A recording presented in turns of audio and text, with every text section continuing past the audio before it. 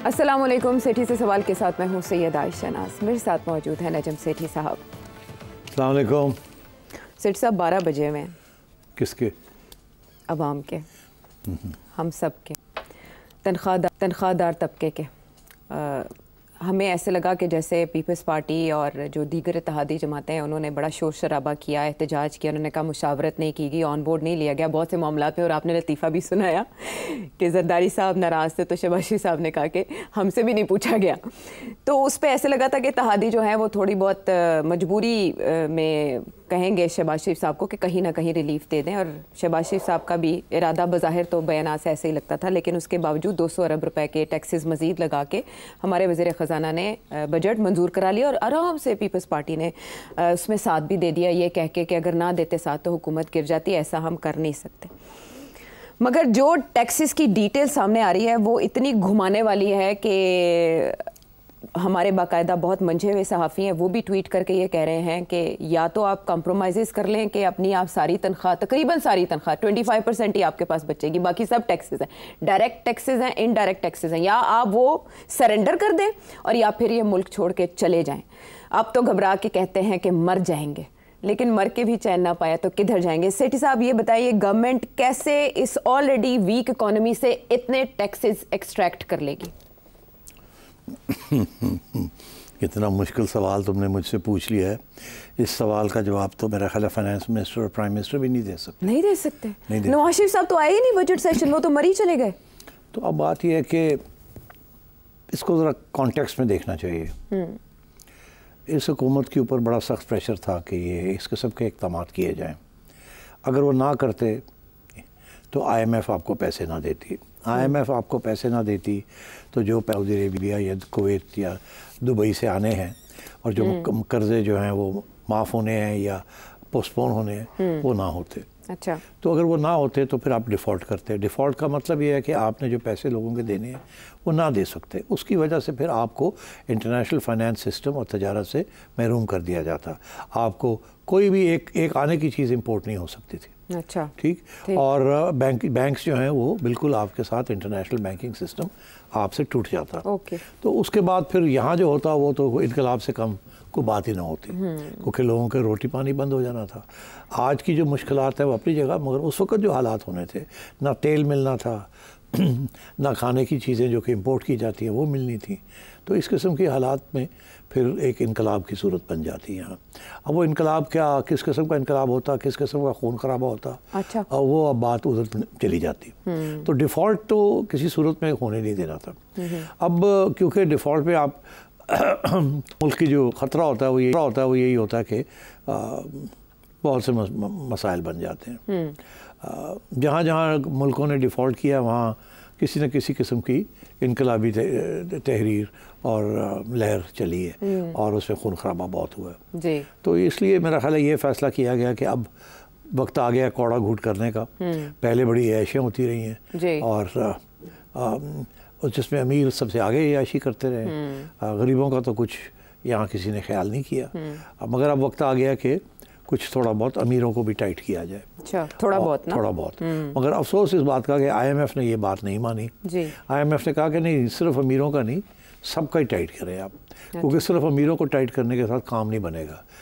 ठीक है, 4-5 साल के बाद तो हो जाएगा, मगर फौरी तौर पे हम जो एजेंडा है वो पूरा नहीं हो सकेगा। तो उसके अंदर जो सबसे बड़ी तजवीज़ जो करनी पड़ी है वो सेल्स टैक्स, कि जो चीज़ बिकती है या जो खरीद और फरोख्त होती है, गरीब आदमी ले या अमीर आदमी ले, उसके ऊपर 10% से 18% वो गवर्नमेंट को देना पड़ेगा।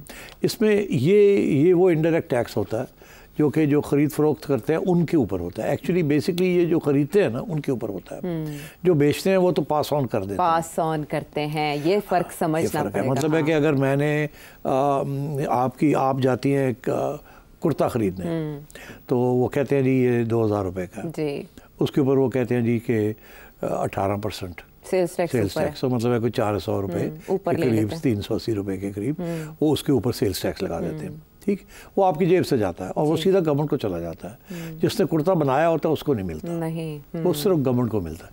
तो गवर्नमेंट आपसे इनडायरेक्ट तरीके से किसी के ज़रिए, सेल के ज़रिए आपसे वो खींच लेती है टैक्स। अच्छा, अब एक तरफ तो ये टैक्स हो गया, मगर जब वो लोग जो बनाते हैं कपड़ा, जी, उनकी जो इनकम होती है, जो प्रॉफिट मिलता है उनको, उसके ऊपर भी गवर्नमेंट टैक्स लेती है। तो आपके कुर्ते के ऊपर फिर दो किस्म के टैक्सेस हो गए। एक वो जो प्रोड्यूस करने वाला है, उससे उनकी इनकम जो होती है उसके ऊपर वो टैक्स ले लेते हैं। जो सरमायादार है, जो बनाता है, उससे टैक्स ले लेते हैं उसकी इनकम के ऊपर।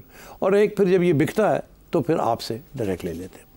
तो इसलिए ये जो सारा सेल्स टैक्स रेजीम बना दी गई है जी, इसके साथ तो दो चीज़ें होंगी। एक ये कि गरीब हो या अमीर हो, सबको ही टैक्स देना पड़ेगा।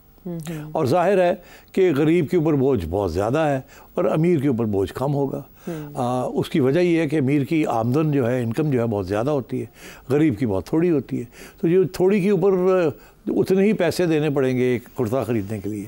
अब एक बंदा है, वो जाता है कुर्ता ख़रीदने 2000 रुपये का, और वो करोड़पति है या लाखपति है, ठीक है, तो वो उसको 300 और रुपए देने में इतनी तकलीफ़ नहीं होगी। तकलीफ़ होगी, रोए पीटेगा, मगर फिर भी इतनी नहीं होगी।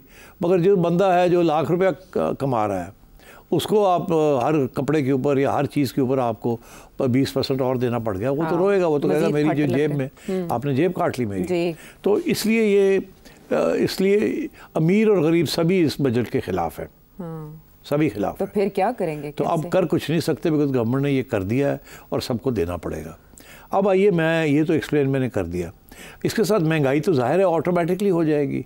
जितना सेल्स टैक्स लगेगा उतनी महंगाई होगी, और जब महंगाई होगी तो चीखें निकलेंगी। अगेन, गरीब की ज़्यादा बड़ी चीख निकलेगी, अमीर की चूं निकलेगी। ऐसे ही है ना।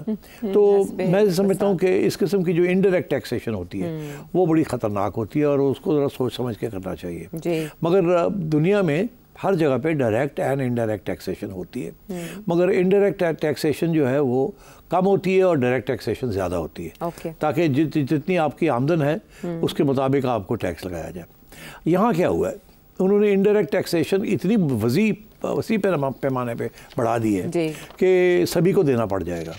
और जो डायरेक्ट टैक्सेशन है, जो कि आपकी इनकम के ऊपर है, वहाँ मैं समझता हूँ कि उन्होंने जो रास्ता अख्तियार किया है वो बुरा नहीं है, मगर उसके अंदर कुछ खामियां हैं। क्या? वो मैं अभी आपको बता देता हूँ। कि इन्होंने किया है कि जो अमीर लोग हैं, बहुत अमीर, उनका टैक्स रेट जो है वो थोड़ा सा बढ़ाया है, और जो मिडिल क्लास वाले लोग हैं उनका टैक्स रेट ज़्यादा बढ़ा दिया है। ये मैंने पहले भी एक्सप्लेन किया था, मैं फिर एक्सप्लेन कर देता हूँ। काश के ऐसे ना करते, काश के अमीरों को और डज लाते। अभी जो बहुत अमीर लोग हैं उनका जो पहले अगर वो 100 रुपया देते थे अपना टैक्स, तो अब वो 110 या 104 और 110 के करीब देंगे। अच्छा। और जो मिडिल क्लास थी वो अगर पहले 100 रुपया टैक्स देते थे, तो अब 150 से लेके 250 तक वो देंगे टैक्स। गए ना फिर। हाँ, तो वो तो पिट गए। तो मेरी ये उम्मीद ये थी कि हुकूमत ये ना करे, हुकूमत मिडिल क्लास को बचा ले, गरीब को बचा ले डायरेक्ट टैक्सेशन से। अच्छा। और ज़्यादा बोझ जो है वो बहुत अमीर के ऊपर डाले, उनके और बढ़ा देते, बढ़ाए और बढ़ा देते। और दूसरी बात ये कि मिडिल के जो पैसे अगर थोड़े कम मिलते, तो फिर उसको जो पब्लिक सेक्टर डेवलपमेंट प्रोग्राम है उसमें कटौती कर देते। तो ये इन्होंने क्या किया कि इनको बिल्कुल नहीं हाथ लगाया, रहने दिया इसको। मिडिल क्लास को भी टैक्स कर दिया है और अमीर को भी टैक्स कर दिया है, मिडिल क्लास को ज़्यादा से ज़्यादा टैक्स किया। और उधर जो किया है वो क्या बंदा कहे उसके बारे में। एग्जैम्पशंस की बात करें आप? जी नहीं, मैं ये कह रहा हूँ कि स्लैब्स जो इन्होंने बनाए हैं वो ठीक नहीं बनाए। अच्छा। और PSDP जो है वो 200 अरब रुपया कम किया है, वो 400 भी कर सकते थे। अगर 400 कम कर देते तो वो जो 200 जो और मैं कह रहा हूँ करते, तो वो आप जैसे और हम जैसे लोगों से वो कम कर लेते, हमारे ऊपर टैक्स ना लगाते। सो मैं ये समझता हूँ कि यहाँ कोताही हो गई है और ये इन्होंने उसको लड़े नहीं है, सही तरीके से लड़ना चाहिए था इनको। अच्छा। तो ये तो होगी मोटी बात। तो अब आइए, मैं इसमें कुछ बात करना चाहूँगा कि कुछ अच्छी चीज़ें भी हुई हैं और इसके अलावा भी कुछ बुरी चीज़ें हुई हैं। ये सबसे पहली बुरी चीज़ तो ये हुई है। अब पहले बुरी बात कर लें या अच्छी बात कर लें? मेरा ख्याल है पहले आप बुरी मुकम्मल कर लें, फिर एंड पे अच्छी बात करके उस पे हम ब्रेक ले लेंगे। टाइम ना रहे अच्छी बातें करने का, बुरी बातें हो जाए पहले। हाँ, to feel good by the end हम अच्छा महसूस करने की कोशिश करेंगे। अच्छा, ओके, ठीक है। एक तो ये कि पहले बजट जो बनाया था ना, जो हमें दिखाया गया था वो और था, आखिर में आके छोटी मोटी फिर ट्यूनिंग कर ली है उसी दिन। अच्छा, आधे लोगों को तो पता नहीं चला हुआ क्या है, एक आध सफ़ा निकाल के दूसरा सफ़ा डाल दिया और अप्रूव करा लिया। ये जो 200 बिलियन जी ऐड हो गया है, ये आखिरी वक्त पे हुआ है, ठीक है। 200 बिलियन के नए टैक्सेस आ गए, तो ये लास्ट मिनट एडिशन हुई है। इसे मिनी बजट कहेंगे ना हम, इसे मिनी बजट का आइटम नंबर 1 अभी आना। आइटम नंबर 2 जो है वो सबसे ज़्यादा दिलचस्प है। क्या आइटम नंबर 2 जो मैं समझता हूँ बुरी बात है, वो आइटम नंबर 2 ये है कि इस वक्त जो टैक्स लगाया है प्रॉपर्टी ट्रांसफर्स के ऊपर, कि मैं अपना घर बेचना चाहता हूँ, अच्छा, ठीक है, मेरा उसके ऊपर ट्रांसफ़र टैक्स है, ठीक। इन्होंने क्या किया है कि सारे पाकिस्तानियों के ऊपर टैक्स लगा दिए जो घर खरीदता है या बेचता है, ट्रांसफ़र टैक्स।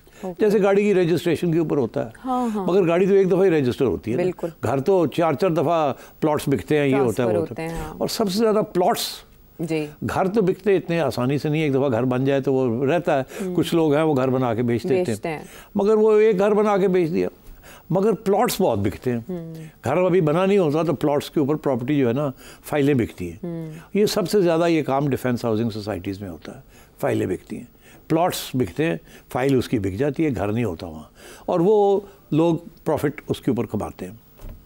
इन्होंने क्या किया है कि ब्यूरोक्रेट्स रिटायर्ड हों या सर्विंग, और आर्म्ड फोर्सेस के पर्सनल रिटायर्ड हो या सर्विंग, उन सबको माफ़ कर दिए।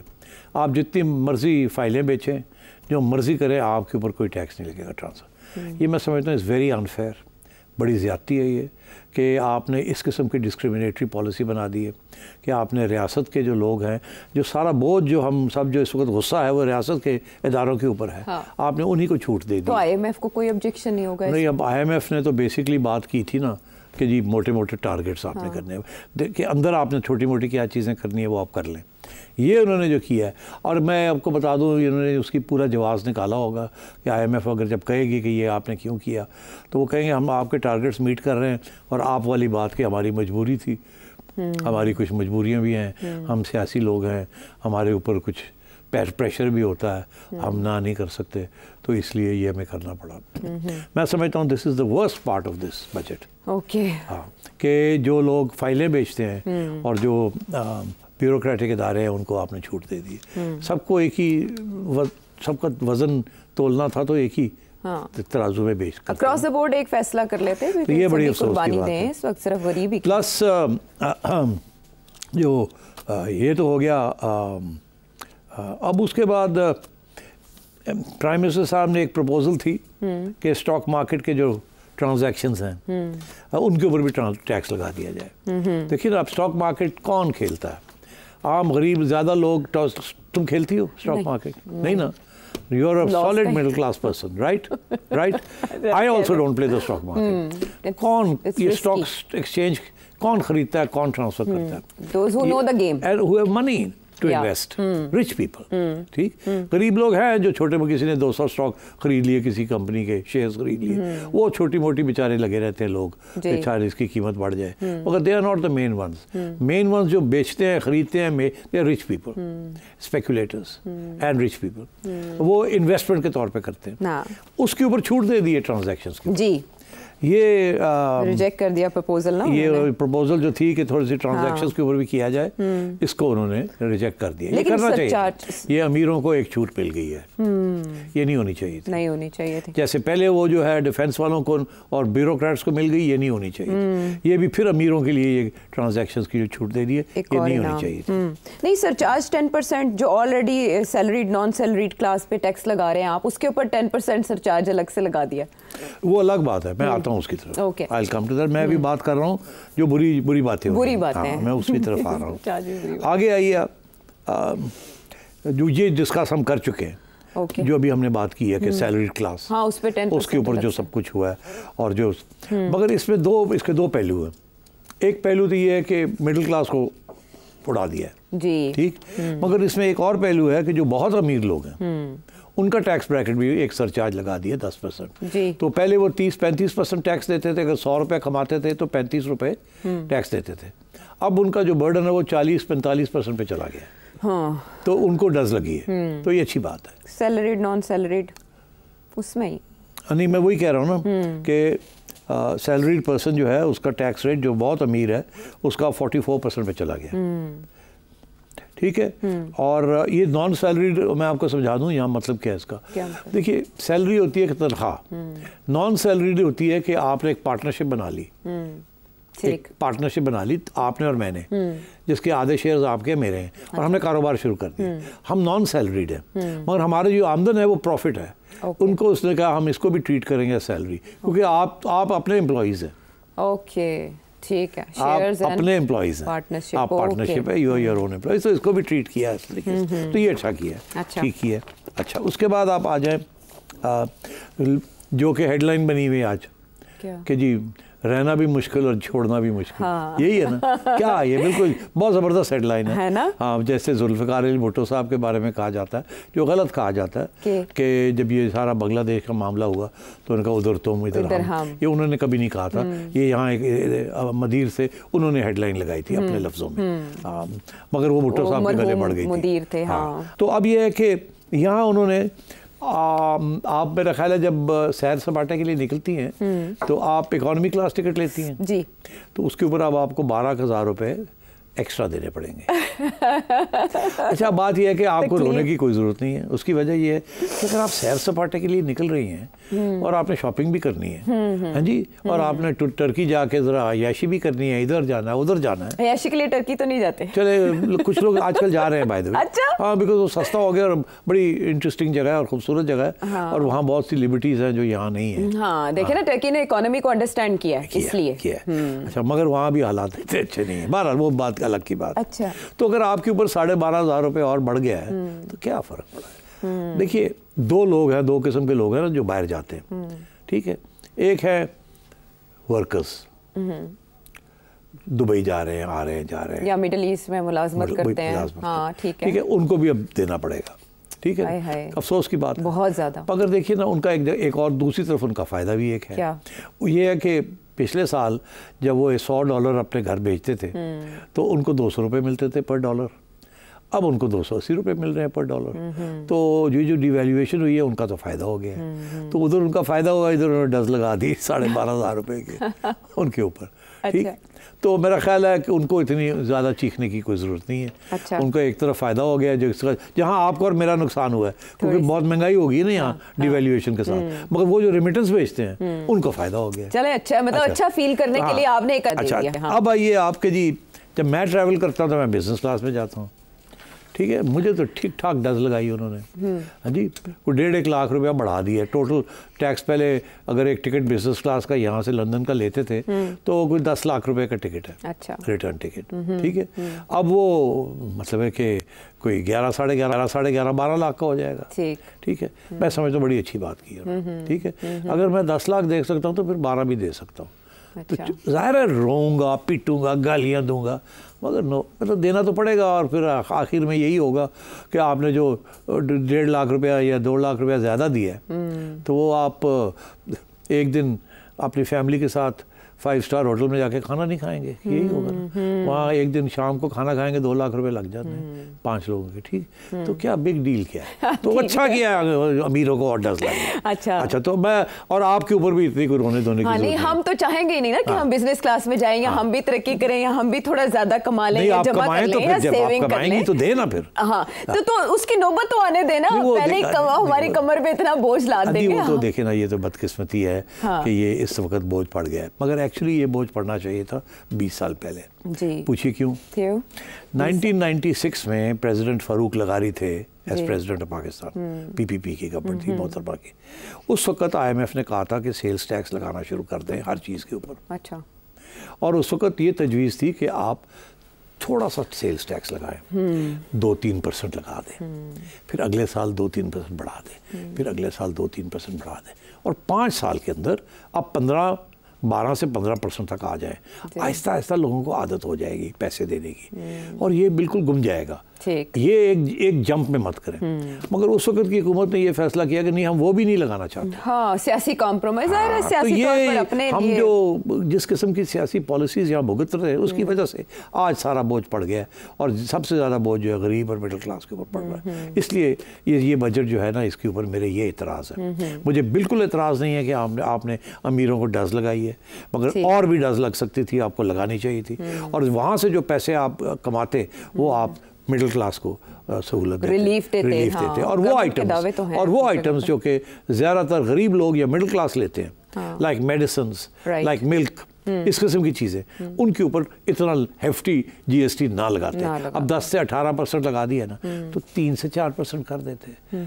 तो वहाँ जो लॉस होता वो आप अमीरों को डज लगा के वहाँ से कर लेते। ठीक, गाड़ियों जो आ रही हैं उनके ऊपर ऑर्डर लगा देते, गाड़ियाँ बड़ी गाड़ियाँ जो यहाँ बिक रही और उनके ऊपर डज लगा देते। क्या फ़र्क पड़ता? आपने वो हाइब्रिड वाले मामले पे भी तो उन्होंने यू टर्न लिया है। अच्छा, तो मैं ये समझ रहा हूँ कि वो इसलिए बाय द वे इसलिए यू टर्न लिया है क्योंकि इन्होंने जापान वालों के साथ मुआहदा किया हुआ था। क्योंकि जापानीज टेक्नोलॉजी आ रही है, तो उनके साथ एक अंडरस्टैंडिंग थी, ट्रेड डील थी, तो इसको वायलेट नहीं कर सकते थे, इसलिए और छूट दे दी हाइब्रिड को। अच्छा किया। पहले प्रपोज किया और फिर छूट दे दी। नहीं, वो प्रपोज तो करते हैं ना, और जो करने वाले होते हैं तो क्रॉस द बोर्ड कर देते हैं। अच्छा, तो एक तो ये अच्छी बात हो गई। अगर अच्छी बातों में जल्दी से एक और बात ऐड कर ले, काफी देर से ब्रेक का कहा जा रहा है, तो हम अगर इतनी लंबी होगी बात, काफी ज्यादा लंबी बात होगी, चले करें, मैंने आज बातें करनी है। अच्छा, तो फिर ब्रेक लेके वापस आ जाए। चलें, इस पे थोड़ा सा ब्रेक लगा। भी सेठ साहब के पास कुछ अच्छी बातें हैं, तो जरूरी है कि थोड़ा सा वक्फा दिया जाए ताकि अच्छा फील किया जाए। ब्रेक के बाद आते हैं।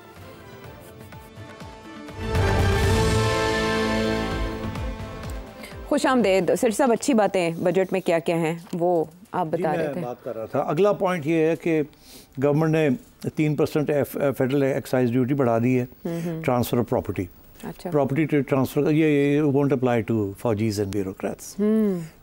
ठीक, ये ट्रांसफ़र ऑफ प्रॉपर्टी जो फाइलर है और नॉन फाइलर 3% दे, नॉन फाइलर 5% दे। मैं समझता हूँ नॉन फाइलर के ऊपर ज़्यादा करनी चाहिए थी, 10% करनी चाहिए थी। अच्छा। मगर इन्होंने नहीं की। मगर चले कम से कम फ़र्क तो रखा है फाइलर में नॉन फाइलर में। फिर उन्होंने ये किया है कि जो घर हैं, जो 2000 स्क्वायर यार्ड का जो घर है, उसके ऊपर भी टैक्स लगा दिया है। अच्छा। एक किस्म का वेल्थ टैक्स ऐसे कहते हैं, क्योंकि वो घर तो आपने बनाया हुआ है काफ़ी अर्से से, अब उसके ऊपर भी सालाना उन्होंने एक प्रॉपर्टी टैक्स लगा दिया कि 5 लाख रुपए आप वो भी दें। इतने बड़े घर लेके बैठे हुए हैं, तो अच्छी बात है, जितने ज़रा बड़े घर हैं उनके ऊपर ज़्यादा टैक्स लगना चाहिए। हाँ, लेकिन बात ये वो टैक्स पे भी करें ना। मगर ये सबसे इंटरेस्टिंग बात ये कि ये जो है ना, ये अप्लाई कर रहा है to Islamabad capital territory only. हाँ, वो जो वहाँ फार्म हाउसेज बने हैं ना, बनीगाला और इधर उधर फार्म हाउसेज बने हैं बहुत सारे, जो कि फार्म लैंड था, उन्होंने घर बना लिए वहाँ। अच्छा। और उसके ऊपर आपको पता है अभी तक रेगुलराइजेशन के ऊपर मसले बने हुए। लोगों ने फार्म हाउसेस बनाने थे, उन लोगों ने फुल फ्लैश घर ही बना लिए। फार्म हाउस होता है कि ये एक टॉयलेट रख लें और एक बैठने की जगह बना। फार्म हाउस है ना, तो आपने फार्मिंग करनी है वहाँ। ये तो नहीं कि आपने एक रेजिडेंशियल घर बना देना है, 5 बेडरूम घर बना देना है। तो ऐसे ही होता है फार्म हाउस का मतलब। मगर वो इलाका जो था वो डिमार्केटेड एज फार्म लैंड। तो इसलिए जिन्होंने वो जगह खरीद के वायलेट किया, उसके ऊपर आज तक कार्रवाई होती रही, मगर कोई खास रिजल्ट नहीं निकला। लोग जाके स्टे ले लेते रहे and so on so fourth. अच्छा। और खान साहब, इमरान खान ने भी नहीं किया था, फिर वो साकिब निसार साहब एक फरिश्ते के तौर पे आए, उन्होंने रेगुलराइज कर दिया खान साहब का थोड़े से पैसे लेके। तो मतलब इस किस्म की चीज़ें होती रही। अब इन्होंने कहा कि वहाँ जिन लोगों के घर हैं, बड़े बड़े घर हैं, उनके ऊपर उन्होंने टैक्स लगा दिया है सालाना। ये अच्छा किया है, बिकॉज पहले गलत काम हुआ था। ठीक। इसी तरह स्टैम्प ड्यूटी बढ़ा दी है, अच्छी बात है, घरों के ऊपर, बड़े घरों के ऊपर। आगे आइए, 15% कैपिटल गेन्स टैक्स लगा दिया है instead of 20% in the case of stock fund. Capital gains 20% था, उसको अब 15% कर दिया। वो स्पेशल कैटेगरीज हैं स्टॉक फंड की, डिविडेंड रिसीट्स की, लेस देन कैपिटल गेन्स वगैरह, थोड़ा कॉम्प्लिकेटेड है। बट टेलीफोन कॉल्स जो हैं, वो एक प्रपोजल थी कि उसके ऊपर भी टैक्स लगा दिया जाए, वो नहीं लगाया इन्होंने। अच्छा। वो जो टेलीफोन कॉल्स है, अच्छा किया। इन्होंने फाटा को फिर से कोई टैक्स नहीं लगाया फाटा में। अब बात ये जी, इस पर 2 राय तो हो सकती है। एक राय ये है कि फाटा बैकवर्ड एरिया है और वहाँ कोई इंडस्ट्री नहीं है, कोई कुछ नहीं है, लोगों की आमदन भी कम ही है, तो वहाँ टैक्सेस नहीं होने चाहिए। हाँ। दूसरी ये है कि वो अब इंटीग्रेट हो गया केपी में, अब फाटा तो रहा नहीं, अब तो वो केपी का हिस्सा बन गया और वहाँ की इकोनॉमी का हिस्सा बन गया। तो अगर बात तो सारे केपी के ऊपर जो टैक्सेस है वहाँ भी अप्लाई होने चाहिए, मगर इन्होंने नहीं किया। इन्होंने अभी भी फाटा को प्रोटेक्ट किया है। मैं समझता हूँ अच्छी बात है ये। इसी तरह उन्होंने आज़ाद कश्मीर और जम्मू और आज़ाद कश्मीर में सेल्स टैक्स, बिजली वगैरह के ऊपर सेल्स टैक्स नहीं लगने दिए। अभी प्रोटेस्ट हो रहे थे वहाँ, आपको पता ही है, शोर पड़ा हुआ था कि करते तो पता नहीं क्या हो जाता, वहाँ लड़ाई झगड़े हो जाते हैं, खून खराब हो जाता। मगर इन्होंने एक और बड़ी इंटरेस्टिंग चीज़ है कि सोने की इंपोर्ट, उससे टैक्स हटा दिया, उससे जीएसटी नहीं लगाया उसको। हाँ। उनको एग्जेम्प्ट कर दिया जी। इससे क्या ये सोना को, ये बिल्कुल गलत काम किया उन्होंने। अब सोना किस लिए आता है इस मुल्क में? इंपोर्ट होता है कहाँ से? जहाँ से भी आता है। तो क्यों? आपके जेवर के लिए, ठीक है, आपकी चूड़ियों के लिए, ठीक है, और से सोने का क्या इस्तेमाल है इस मुल्क में? सिर्फ ज्वेलरी एंड इसी किस्म की चीज़ों का इस्तेमाल है ना। थोड़ी बहुत इंडस्ट्रियल यूज़ होगी मगर ज़्यादातर तो कंज्यूमर इस्तेमाल है। तो वाई इसके ऊपर लगाना चाहिए था ना, इसको एग्जाम्प्ट नहीं करना चाहिए था। इसको क्यों एग्जाम्प्ट किया? इसका मतलब है कोई बहुत पावरफुल लॉबी ने अपने आप को प्रोटेक्ट किया है इस चीज़ में। तो ये गलत काम हुआ, ये ठीक नहीं हुआ। अच्छा, इसी तरीके के साथ इन्होंने एक और बहुत इंटरेस्टिंग चीज़ है, अभी समझ नहीं मुझे आ रही। यहाँ देखिए 3 किस्म के लोग होते हैं। एक वो हैं जो पाकिस्तानी हैं और पाकिस्तान में रहते हैं। फिर वो हैं जो पाकिस्तानी है बाहर रहते हैं जी, और रेजिडेंसी उनकी बाहर है। फिर वो हैं जो पाकिस्तानी हैं, रेजिडेंसी यहाँ है, और वो हैं जो बाहर के रहते हैं, पाकिस्तानी रेजिडेंसी बाहर है, मगर आपस में कारोबार भी करते हैं। अच्छा, पहले ये होता था कि जो रेजिडेंट्स हैं उनको टैक्स देना पड़ता था। जो पाकिस्तानी रेजिडेंट्स नहीं है वो जहाँ रेजिडेंट है वहाँ टैक्स देते हैं, तो यहाँ नहीं देते वो। अच्छा, अब इन्होंने ये किया कि आप वहाँ के रेजिडेंट्स हैं, ठीक है, मगर आप यहाँ की हैं, मैं वहाँ का हूँ, आप और मैं एंकरिंग कर रहे हैं, तो वो जो इनकम हमें आ रही है वो कह रहे हैं कि ये एक किस्म की पार्टनरशिप है। ठीक है। तो आप होंगे बाहर के, मगर आप काम हमारे किसी के साथ कर रहे हैं, तो फिर आपके ऊपर भी टैक्स लगेगा। तो इस किस्म की बात इन्होंने कर दी। ये प्रॉब्लम बनेगा इनके लिए, बिकॉज बाहर के जो कानून है वो ये कहते हैं कि जो भी इनकम आप, फॉर एग्जाम्पल अमेरिका है, आप अगर अमेरिकन नेशनल हैं और ड्यूअल पाकिस्तानी भी हैं, अमेरिकन लॉ ये कहता है कि आप जो पाकिस्तान में इनकम अर्न करते हैं वो टैक्स अमेरिका में होगी। ग्लोबल इनकम अमेरिका में टैक्स होगी, as long as you are an American citizen. Spend वहाँ कर रहे हैं इसलिए नहीं, स्पेंड वहाँ, well yes, well you can spend anywhere, but if you are an American citizen then you are a tax payer in America first. हमारा India Pakistan का ये कुछ कानून ऐसे हैं कि आप डुअल सिटीजनशिप क्योंकि आपको है, तो वो ये है कि आप जहाँ चाहें टैक्स दे दें वहाँ। आप यहाँ टैक्स देना चाहें दे दें, वहाँ देना चाहें दे दें। अच्छा। मगर अमेरिका अलाउ नहीं करता, यूके अलाउ कर देता है। अच्छा। यूके के साथ ये एग्रीमेंट है, या आप वहाँ दे दें या आप यहाँ, मगर वहाँ जो इनकम आप कमाते हैं यूके कहता है वो उसका टैक्स वहीं देना पड़ेगा। हम कहते हैं जो यहाँ इनकम कमाते हैं इसका टैक्स यहाँ दें। ओके। मगर जो रेजिडेंट्स हैं वो यहाँ भी जो इनकम कमाते हैं उसका टैक्स वो कहते हैं वहाँ दें। तो इस किस्म की कॉम्प्लिकेशंस हैं, इसके ऊपर प्रॉब्लम्स आएंगे इनको। अच्छा, कि ये कैसे है, कौन करेगा, कहाँ टैक्स देना है, कहाँ नहीं देना। आगे आइए, अब इन्होंने पहले ये था हाँ, ये एक अच्छा इंटरेस्टिंग एक नया ये चीज़ आई है। हाँ, वो ये है आयशा कि ऐसे है कि आपने अपनी टैक्स रिटर्न फाइल की जी, इनकम टैक्स की तरफ से कोई आपको खत नहीं आया कि आपने गलत किया या सही किया। अगले साल आपने फिर एक फ़ाइल कर दी, तीसरे साल फिर एक फ़ाइल कर दी, चौथे साल फिर फाइल कर दी, छठे साल, पाँचवें साल फिर फाइल कर दी। एक दिन इनकम टैक्स जागता है और कहता है वो एक ही हो रहा है। अच्छा, ये तो गड़बड़ हो रही है कोई, तो वो आपके पिछले 5 साल के खोल लेता। ठीक, कहता 5 साल पुराने दिखाओ। कानून इस वक्त ये था कि 5 साल पुरानी चीज़ भी आप खोल सकते हैं। अच्छा, 6 साल पुरानी नहीं खोल सकते। हाँ, ये तो था रूल। हाँ, 5 साल तक आप खोल सकते हैं। आपने नहीं खोला पहले का डजंट मैटर, मगर 5 साल से ऊपर हो जाए तो आप हाथ नहीं लगा सकते जो पुरानी चीज़ है। अब ये कहते हैं कि वो भी खुल जाएगा, क्योंकि टाइम जब से नोटिस आपको आएगा, अच्छा, हाँ वो 4 साल के बाद नोटिस आए, वो कहते हैं कि उस 4 साल के बाद हम गिनना शुरू करेंगे 5 साल। ये नहीं कि जब टैक्स ईयर था जिस साल आपने फाइल किया था। अच्छा। तो इसके साल बहुत बड़ा एक गैप है। जो कि इनकम टैक्स की अपनी नाअहली की वजह से बहुत से लोग जो थे वो used to get away with it, तो वो भी अब एक एरिया ब्लॉक हो जाएगा। तो I think it's a good thing, I think it's a good thing. Unfortunately अपना होमवर्क करते नहीं है और फिर ये सारे मसले बन जाते हैं, बाद में बिल्ड हो जाता है ना कि सारा कुछ। तो अभी वी आर शॉर्ट, तो अभी टाइम है कि आखिरी बात ये है कि वो बड़ा रोना धोना शुरू हुआ है कि पैकेज मिल्क के ऊपर और स्टेशनरी के ऊपर क्यों टैक्स लगा दिया। मैंने रिक्वेस्ट की थी प्राइम मिनिस्टर साहब को और फाइनेंस मिनिस्टर साहब के किताबों के मत लगाएं, तो उन्होंने, मैं वेरी ग्रेटफुल, उन्होंने एक ही चीज़ है जिसको एग्जेम्पशन दे दी है, वो है बुक्स। अब पैकेज मिल्क वाले जो हैं वो उन्होंने भी शोर किया, उन्होंने भी रिप्रेजेंटेशन की थी कि दूध के ऊपर मत लगाएं, it's an element of health. They had a very strong case, इसमें कोई शक नहीं है। और उनका प्रॉब्लम ये है कि टैक्स लगेगा उनके ऊपर, मगर वो जो बंदा दूध लेके आंदा है, पैकेज नहीं होता, वो उसके अंदर वो अपनी सीधी गाय से दूध, खुला दूध, खुला दूध, उसके ऊपर कोई टैक्स नहीं है। मगर जो लोग पैकेज करके दे रहे हैं फैक्ट्रीज वाले, हाइजीनिक दूध सब कुछ, उसके ऊपर टैक्स लगा दिए। तो इसके साथ जो फॉरेन इन्वेस्टमेंट हुई हुई है, जो इन्वेस्टमेंट हुई हुई है इन द मिल्क इंडस्ट्री, ज़ाहिर है वो तो नाराज़ है कि ये क्या किया है। तो ये मैं समझता हूँ कि आखिरी वक्त तक उनकी रिप्रेजेंटेशन थी, मगर इन्होंने ये पैकेज मिल्क के ऊपर भी लगा दिया। उनका ये रोना है कि लगाते तो फिर सबके ऊपर लगाते हैं, और गवर्नमेंट का ये कहना है कि वो दूसरे जो है उनके ऊपर हम कैसे लगाते, वो तो हाथ ही में नहीं आते, उनका तो रिकॉर्ड ही कोई नहीं है। ये कहते हैं जी इसका ये मतलब है कि अब लोग ज़्यादा वो दूध खरीदना शुरू कर देंगे और हमारी फैक्ट्रियाँ बैठ जाएंगी। तो ये कमजोरियाँ माजी की है ना, जो अब भरनी पड़ी है। तो ये इनके साथ मैं समझता हूँ थोड़ी सी ज्यादती होगी, इनको छूट दे देनी चाहिए थी। चलें, मगर हमें खुशी इस बात की है कि किताबें और अखबारों के ऊपर नहीं लगा, वो तो काम आ गया है एहतजाज। तो इस किस्म की और भी बहुत सी चीज़ें हैं, मगर मैं समझता हूँ ऑन द होल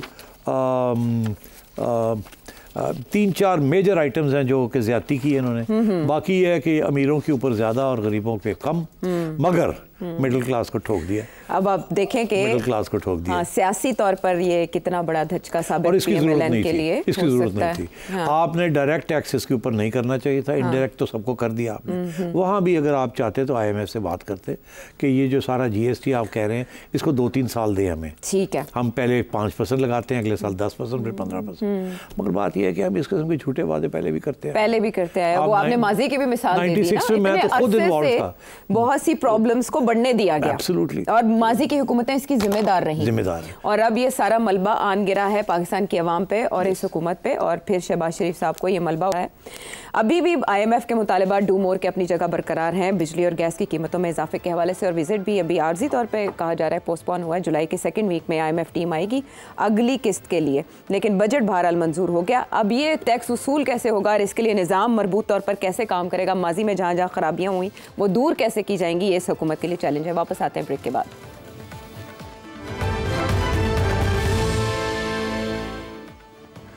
शो में साथ देने का शुक्रिया। सेठ साहब, अपने पहले शो में ही आपने अदालतों के किरदार के हवाले से कहा था कि आगे जाके अदालतें बहुत किरदार अदा करेंगी हमारी पॉलिटिक्स में, सियासी मंजरनामे में भी, तो वही हमने होता हुआ देखा है। और आज 2 बड़ी अहम खबरें थी। एक लाहौर हाई कोर्ट से जस्टिस शाहिद करीम, उनके जो SOPs आए हैं वो बहुत इंटरेस्टिंग हैं, और दूसरी तरफ जस्टिस अतर मिनल्ला का एक नोट सामने आया है, मखसूस नशिस्तों वाला केस है उसमें, लेकिन वो कुछ हट के बात है। मैं चाहती थी कि आप उस पर भी रोशनी डालें, लेकिन हमारे जो व्यूअर्स हैं जो आपसे सवाल जानना चाहते हैं, करना चाहते हैं, उनके क्वेश्चंस बहुत अरसे से इग्नोर हो रहे हैं। तो फिर आप मेरा ख्याल है आज जज हजरात को जैसे कहते हैं छुट्टी दे दें।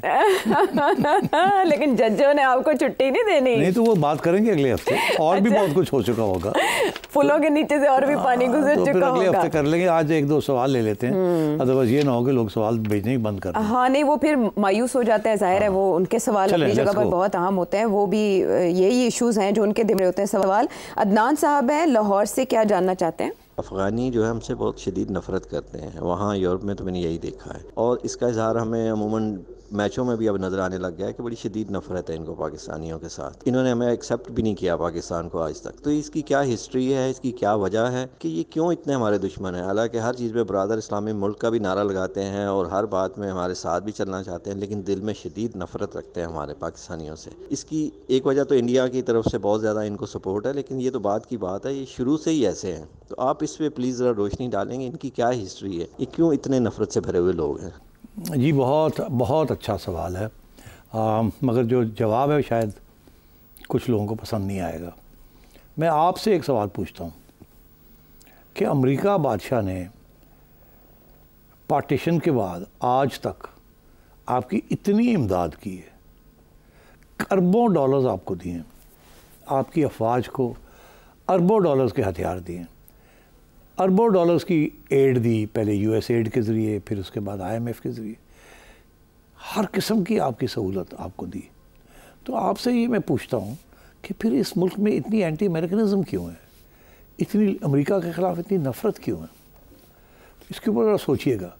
जब सोचेंगे तो आपको जवाब मिल जाएगा कि अफ़गानिस्तान के अंदर अफ़गान पाकिस्तान के इतने ख़िलाफ़ क्यों हैं, क्यों, हालांकि हमने उनकी इतनी बहुत मदद की है, हर किस्म की मदद की है। तो अब आइए कि ये मसला क्या है, क्यों जिन लोगों की आप मदद करते हैं वो आपके आखिर में आके आपके ख़िलाफ़ क्यों इतने हो जाते हैं? हमारे साथ भी यही हुआ, अमेरिका ने हमारी इतनी मदद की, हम उनके ख़िलाफ़ हो गए, और उधर हमने अफ़गानिस्तान की बड़ी मदद की और वो हमारे ख़िलाफ़ हो गए। तो अब अमेरिका वाली बात तो बात सही किसी वक्त कि यहाँ एंटी अमेरिकनिज़म क्यों हुई और क्यों नहीं हुई, मगर जो रूट कॉज है वही है। वही क्या है, आपने 1980 की दिहाई में, उससे पहले आपके अफ़गानिस्तान के तल्लुकात ठीक ठाक थे। अफ़गानिस्तान एक किस्म का एलाय था रशिया का और आप थे अमेरिका के एलाय, मगर इसके बावजूद कोई टेंशन नहीं थी, कोई लड़ाई झगड़े नहीं थे, आना जाना था। यहाँ तक कि पाकिस्तान के लोग काबुल छुट्टियों में जाते थे सैर सपाटे करने, क्योंकि काबुल जो था बड़ी लिबरल जगह थी, मौसम भी बहुत अच्छा होता था गर्मियों में, और यहाँ की मिडिल क्लास फैमिलीज़ काबुल जाती थी थोड़ी बहुत शॉपिंग करने के लिए, थोड़ी बहुत सैर सपाटे करने के लिए, और बड़ी यूरोपियनाइज किस्म की वहाँ एनवायरनमेंट थी। वहाँ कोई घुटन वाली कोई एनवायरनमेंट नहीं थी। मगर 1980s में जब सोवियत यूनियन ने वहाँ एक गवर्नमेंट अपनी इंस्टॉल करने की कोशिश की, तो अमेरिका बादशाह ने आपको कहा कि ये अच्छा मौका है, आप हमारी मदद करें और हम रूस के ख़िलाफ़ एक महाज खड़ा करते हैं अफ़गानिस्तान में, और आप इस्लामिक जिहाद शुरू कर दें। आपने एक नई चीज़ ईजाद कर दी, उसका नाम था जिहाद। ये जिहाद वो नहीं थी जिसका ज़िक्र हमारे रिलीजियस टेक्स्ट में आता है। ये जिहाद was against the evil empire, communism against Russia कहा यह गया कि इस्लाम के लिए ये किया जा रहा है। दरअसल ये अमेरिकन के इंटरेस्ट के लिए किया जा रहा था। अमेरिका रूस को जहाँ जहाँ रूस कदम उठाता था, अमेरिका उसको मारता था या मारने की कोशिश करता था। आप अमेरिका के पिट्ठू बन के आपने अफ़गानिस्तान के अंदर जिहाद शुरू करा दी। मुजाहिदीन को, इस्लामिस्ट को यहाँ से पढ़ा लिखा के ट्रेन करके हथियार दे के आपने अफ़गानिस्तान के अंदर रूस के ख़िलाफ़ खड़े कर दिए। यहाँ तक तो बात ठीक है, चले। अफ़गान पॉपुलेशन भी ये समझती थी कि रूसियों ने ज़्यादती की है, बदाखलत की है, मगर उसके बाद आपने क्या किया? आपने इमदाद तो दी, मगर इमदाद फिर जिस तरीके से दी और किसको दी और किसको नहीं दी, उसके साथ अफ़गानिस्तान के अंदर आपके ख़िलाफ़ एक सेक्शन के अंदर गुस्सा और नफ़रत भी पैदा होनी शुरू हो गई। आपने फ़ैसला किया कि हमने पश्तूनों को, उनके जो रिप्रेजेंटेटिव्स हैं इस्लामिक जिहाद के अंदर, उनको हमने मदद देनी है, उनको गन्स देनी है, उनको पैसे देने हैं। और गन्स और पैसे आ रहे थे from America directly and indirectly. Directly भी आते थे और इनडायरेक्टली वाया सऊदी अरेबिया भी आते थे। वो आपने कुछ पैसे अपने लिए रख लिए और बाकी पैसे और हथियार आपने अपने फेवरेट ग्रुप्स को दे दिए। आपने वहाँ न्यूट्रलिटी शो नहीं की, आपने फेवरेटिज़म शो की। आपने पश्तून एलिमेंट्स जो थे जिहाद मुजाहिदीन के अंदर, उनको आपने पैसे दिए, उनको आप उनकी हुकूमतें वहाँ बनाई, और आपने जो ताजिक और उज़्बेक के जो लोग थे उनको आपने सपोर्ट नहीं किया, उनके जो ग्रुप्स थे उनको आपने सपोर्ट नहीं किया। तो उनके अंदर आपके ख़िलाफ़ तो नफ़रत पैदा हो गई कि आपने फेवरेटिज़म शो की। फिर आपने पख्तूनों के अंदर फेवरेटिज़म शो की। ये नहीं कि सिर्फ आपने पख्तूनों वर्सेस नॉन पख्तून, आपने पख्तूनों के अंदर भी अपने ग्रुप्स उनको सपोर्ट किया और दूसरों को नहीं किया।